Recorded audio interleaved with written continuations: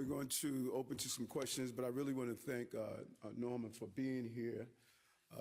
When she lost her son, we spoke together and we did a video together. These children who do the subway surfings, they post millions of views on social media. When we did something as children, it would just stay on the block.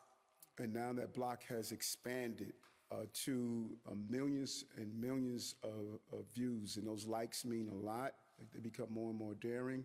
And I want to thank the corporate counsel for filing this suit, Judge Hines Radix, and the entire team of what we believe is so important. And Senator Gonatas and I were talking about this when he was my counsel in Borough Hall. We knew how important this was, and we had many meetings with social media companies to talk about this, to see how we could come to a resolution. And so this is not a demonizing of the industry of technology and social media, but this is specifically addressing the impact this is having on our children. So we're open to a few questions.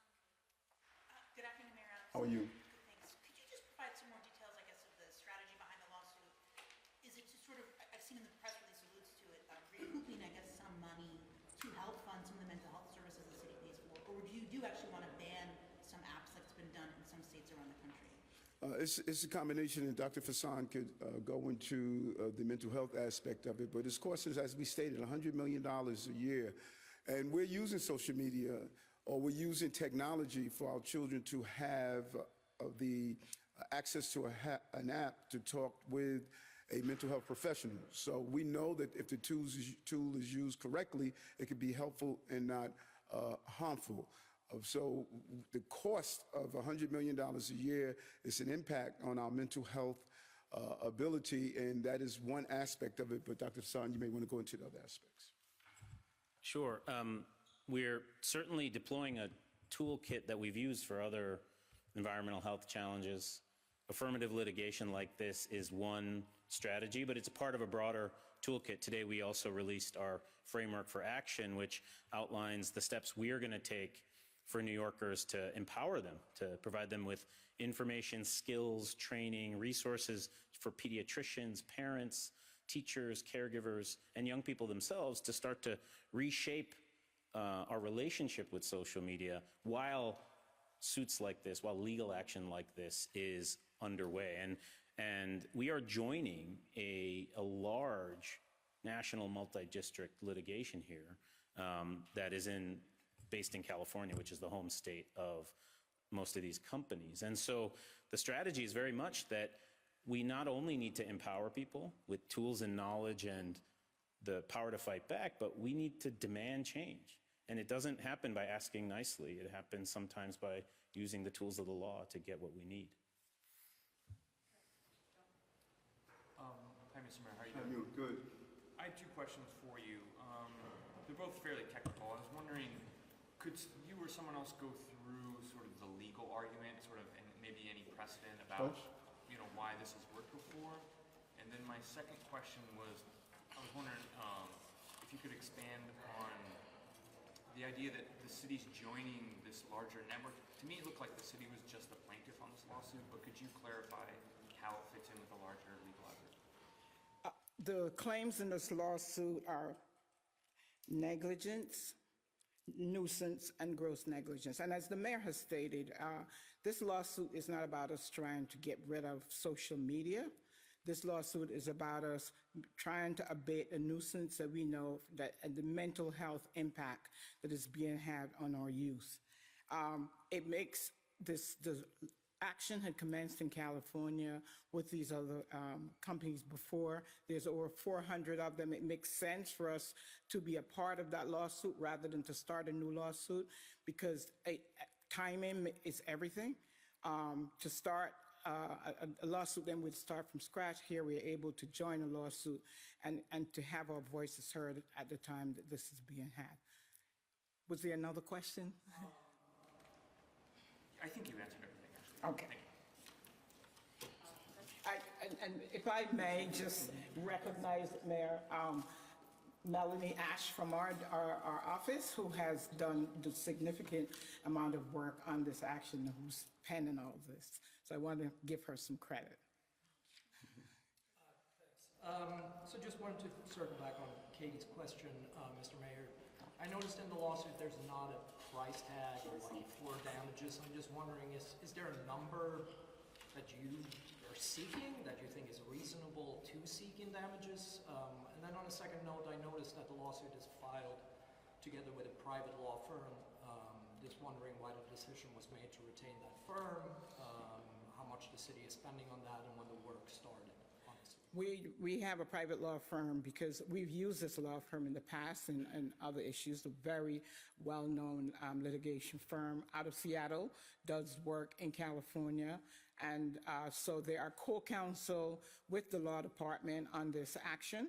It is, we are not paying anything. It is on a contingency basis. Should monies be recovered on this action, then that's how they get paid. And we're at this time, it's kind of would be premature for the mayor to say that we're going to be getting $100 million. We don't, it's in its infancy. So we, at this time, it's, to give you a number about what we expect is not something that we are prepared to do at this time. But however, Dr. Vassan has told you about numbers that we have spent on mental health. And so when we're talking about an ability to abate it, those are the things we'll be looking at when we start dealing with what has been spent or what we're requesting. Hi, Mayor. I have two questions for you. You mentioned the subway surfing and the car theft challenges.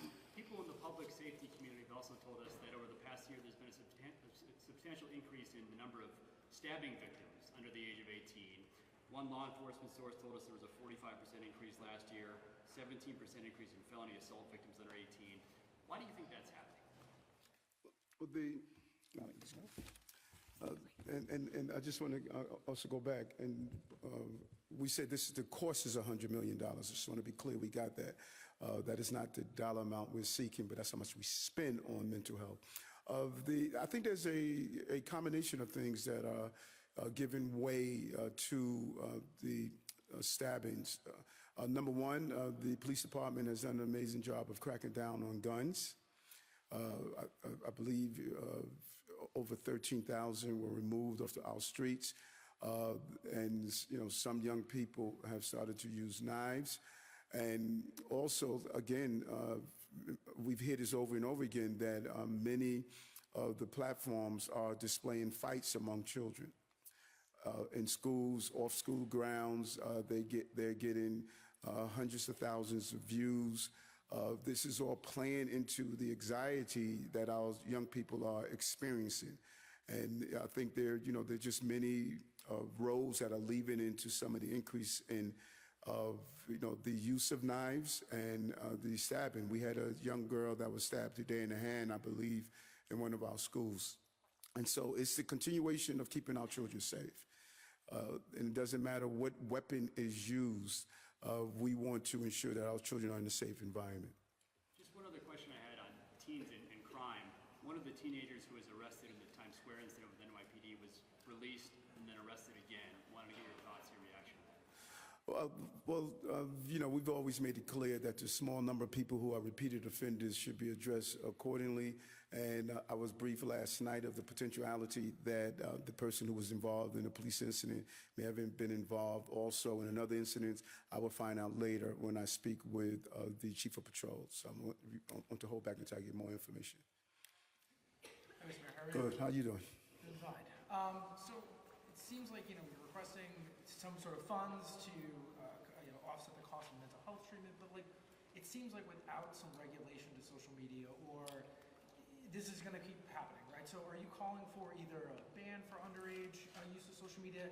Would this require some sort of age verification? What is the technical thing? What is the win here in kind of regulating this? Because just treating it after the fact really doesn't seem to be the best solution. Yeah, and I'll just speak mostly from the public health and social protection standpoint, which is that we need a host of changes to these platforms.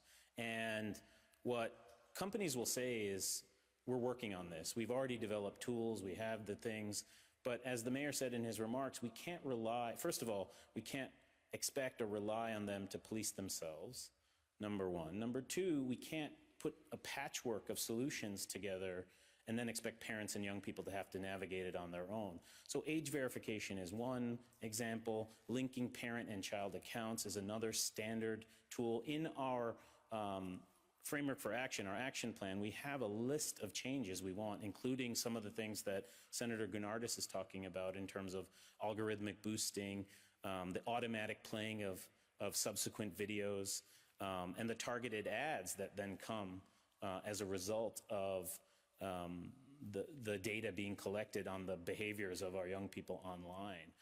I also just want to say, one of the key research questions, we outlined a set of research questions that we are diving into is, what's the contagion effect here, right? We are talking about the mental health of young people, but what Norma's experienced in her own life is that it has direct action. It can have direct impact and can take lives.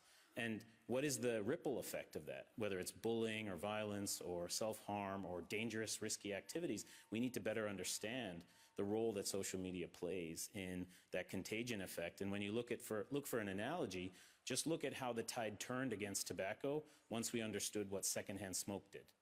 That's when the groundswell of people came and said, actually, we need to hold tobacco companies accountable. Kids cannot use social media, but just regulated under a certain age? In our public health advisory we issued a few weeks ago, we said that parents and caregivers should avoid giving a device that can access social media to their child before the age of 14, at which point we reassess the data and reassess the social and emotional development of the child. We know this. Why did we set age 14? Because we know that in particular the ages of 8 to 14 are incredibly vulnerable times in brain development, social development, identity development, impulse control, risk-taking behavior, and that is the time when they're most vulnerable to what they see. And it's not that there's a magic number at 14, but 14 is also an age when New York City children they go to high school, they start to ride the subway alone, and there is an expectation of parents. I have somewhat of that same expectation that I know where my kid is. And so we're working through this and learning as we go, but no one is talking about a ban here. No one is talking about snatching away devices or snatching away platforms. We're talking about a fundamental set of rules and regulation, and sometimes litigation is the way we have to go about getting it. Great, we'll do a couple more, Kelly. To follow up on that question, I'm wondering, litigation can sometimes drag out for a long period of time. The strategy behind the lawsuit, instead of going to state first and maybe doing a bill there and getting that through for regulation, that could take less time, and then take the lawsuit path if that doesn't work. I would just say it's not instead, right? It's all of the above. There's a playbook here, the public health playbook, frankly, because the main rationale for this is public health and youth mental health. Litigation, affirmative litigation like this is just one arrow in the quiver. Legislation like that being proposed at the state level, like the Kids Online Safety Act, which is floundering in Congress, but has two co-sponsors, bipartisan co-sponsors in the Senate, is another example. And then New York City is stepping up to put tools out there to empower people to take actions today. Parents, caregivers, pediatricians, young people themselves to start to navigate and reshape their relationship with these devices, with these platforms, because we know they're not going anywhere. This is not about banning. This is about harm reduction, which is a core principle of public health. Hi, Mr. Mayor. How are you? Good, nice to meet you. It's a Thank you. privilege. Thank My you. name is Cedar. I'm with the Associated Press. Okay. And I wanted to ask you about an arrest in the Bronx yesterday. Is this on topic? We're doing on topic. With all due respect, it's not what the advisor said. Why don't you sit tight for one moment? Since you're new to the party, I'll come back to you, okay? Sure. I just want to ask, Mayor, you've talked a lot from a police officer about young people, and you've been involved with violence interruption. There was the shooting in the Bronx on the train the other day. Young people. I'm wondering where you rank social media among the many other issues that young people in New York City are facing, including violence, lack of opportunity for programs, that sort of thing. Jeff, that's a great question. because what I'm seeing now in my observations, particularly in the area of violence, and Dr. Fassan could probably talk about in the area of mental health issues, social media is probably in the top 1 or 2. As I stated, when we had an argument with someone on the block, it stayed on the block. Now it spreads at a rapid pace. The number of disputes that turn physical and sometimes deadly comes from someone disrespected me on social media. Someone says something inappropriate to my friend or of love interest. There's so much, if you were to speak with young people who are caught up in violence, you are going to find a nexus somewhere with social media. It has become the feeder of what has caused some of these actions. Earlier in the administration, we lost a young man who was the beat on drill music, and it turned into violence. His dad and I have communicated regularly, but it all stemmed from that, these disputes that go back and forth that then escalate to violence. And so I think that when it comes down to violence, I think it's up in the top 1 or 2 positions. No, when you look at our community violence interruption work that the health department runs, that our public hospital system runs, you can trace it.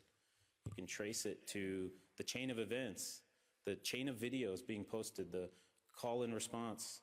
It's very clear that social media, if it isn't a direct, the direct agent causing, it's amplifying the violence, and it's the conduit through which violent messages and acts are spread. So it's an issue. Yeah, I think that I just want to end on what Dr. Fassan said, that really probably personifies this administration, the willingness to do the hard things, to do the right things. It was a hard call to do involuntary removals, but it was the right thing. It's a hard thing to not have people sleep in tents, but it was the right thing. It's a hard thing to do 30-day notice for those, but it was the right thing because 80% are taking the next step. This administration is filled with things that other people were willing to walk past and say it's just too challenging and difficult, and you're going to take a hit for it. We have to really start doing the hard things because they're the right things. And it's not popular, but it's just the right thing to do. This was a hard thing to do. Our social media companies have been partners in the city. Our tech industry it has grown here in the city. We have great partnership with Google and what they're doing. This was a hard thing to do, but this is the right thing to do.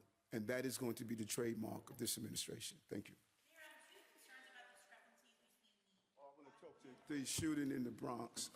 We had the shooting. You talking about the shooting on the train? Different arrest. Okay. So just the context is that NYPD executed a warrant in the Bronx, and an additional suspect in the Times Square officer assault was arrested. What we're curious about is during that raid, 2 people that were previously charged and released were taken into custody again, and now they're in ICE custody. So our question is, given the discretion that NYPD does have, do you think that their communication with federal immigration authorities in that situation is appropriate, and where do you think that line is? Well, we're not allowed to. City council law prevents us for using city resources to coordinate with ICE around immigration issues, and we're going to follow the law. I think there needs to be more conversation when it comes down to serious violent crimes. I think that we should engage in conversation, and we're looking forward to speak with the city council about that. Communication in that case yesterday was. I need to find out all the details of that case. Okay.